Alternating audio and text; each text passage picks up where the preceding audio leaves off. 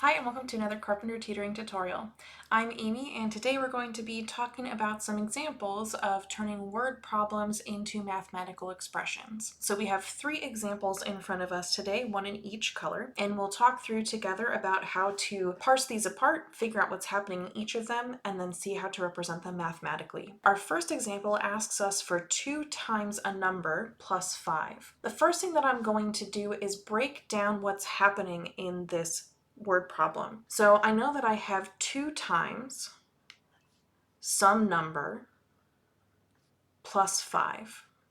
So I really have 3 parts here. 2 times some number whose value I don't know, and then plus 5. Just like we can read a sentence from left to right, we can also read this word problem from left to right, although we may find that we have to reorder things a little bit when we put it into the mathematical representation. But for now, let's figure out what's happening as we read each of these parts from left to right. So first, what I see is 2 times. 2 times tells me to use the number 2, and then times is a way of asking for multiplication. So this is asking for 2 multiplied by something, but it doesn't tell me what I'm multiplying by, so for now that's as much as I know.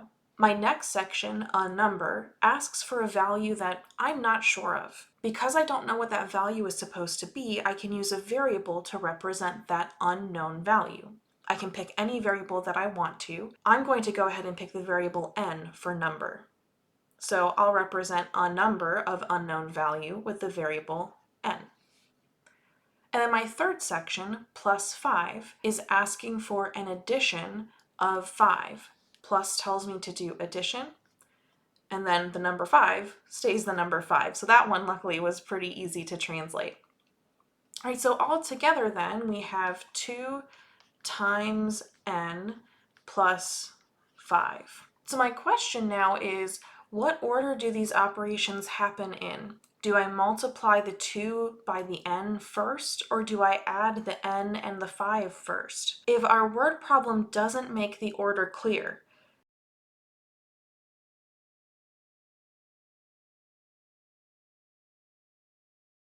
that would tell us to handle the sum first. But that's not what this problem says. It just says 2 times a number, then plus 5. So to help us figure out the order here, we can use order of operations. In order of operations, multiplication happens before addition. So that tells me I should do the multiplication here before I do the addition. I can represent that mathematically in a couple different ways. I could put 2 times n in parentheses if I wanted to make it very clear that we need to do this first. I could also just keep it as 2 times n plus 5 and rely on the definition of order of operations to think that someone will know what order to put these in. I can also represent the 2 times the n in a more algebraic way, which is using 2 as a coefficient and putting n right next to it. No matter which of these options I would choose, they would all read the same thing. First, we multiply 2 and n, and after we get that product, we add 5 more. Let's take a look at what's happening in our next example. Our next example asks for 7 less than 3 times a number. So again, we have a couple different operations happening and some different parts that we can break this into. The first part that I see is 7 less than. Then I see 3 times, and then a number. 7 less than is asking for 7 below the value of something else. So less than tells us about subtraction, and then subtraction is one of the only operations in which we have to reverse the order of the values in our mathematical representation versus the word representation. So since this is asking for 7 less than some value, when I put it into a mathematical representation, I actually have to put the 7 on the right side of that subtraction. So the word representation starts with the 7, but the mathematical representation ends with the 7. So we have something, and then we're taking 7 away. 3 times tells me about 3 and then multiplication. And then again, a number is asking for some unknown value. I can use a variable and I can choose any one that I want to. I'll stick with n for number. We said that that 7 less than is telling us about subtraction where the 7 is at the end of the subtraction. So I can put that down below. And then what comes before the subtraction must be this 3 times a number. So we have 3 times a number.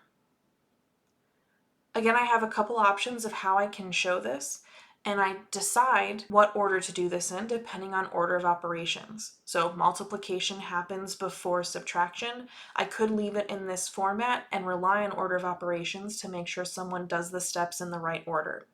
If we want to make it really clear though, we could also put our first step, 3 times a number or 3 times n, into parentheses, or we could change the way that it's shown to be more of an algebraic format, using the 3 as a coefficient in front of our variable of n. Our final example asks for the sum of the quotient of p and 14 and the quotient of q and 3. Whew, there's a lot to break down in this one. So the sum is always going to be asking for 2 values that we need to add together. The fact that we start with the sum tells me that we're doing addition at the beginning here, but we're adding what together? It's the sum of the quotient of p and 14 and the quotient of q and 3. So these are the 2 things that we're adding together. This plus this. But now we have to figure out what's happening inside each of these boxes. The quotient of p and 14 is asking for the answer to a division problem between p and 14. So the quotient of p and 14 would be p divided by 14. Similarly, the quotient of q and 3 would be q over 3. I know to put my fractions in this order because when we are asked for the quotient of something, the first number is always the numerator of the fraction, and the final number is always the denominator of that fraction. So the quotient of p and 14 is p over 14, and the quotient of q and 3 is q over 3. Now, since I'm adding them together, I'll be taking the sum of each of these quotients. So the sum of the quotient of p and 14 and the quotient of q and 3 is p over 14 plus q over 3. Well, I hope it's been helpful to go through a couple examples of converting word problems into mathematical expressions. As always, if you have any questions or other topics that you'd like to see discussed, please let me know in the comments below. Thanks for spending part of your day with me, and I'll catch you next time.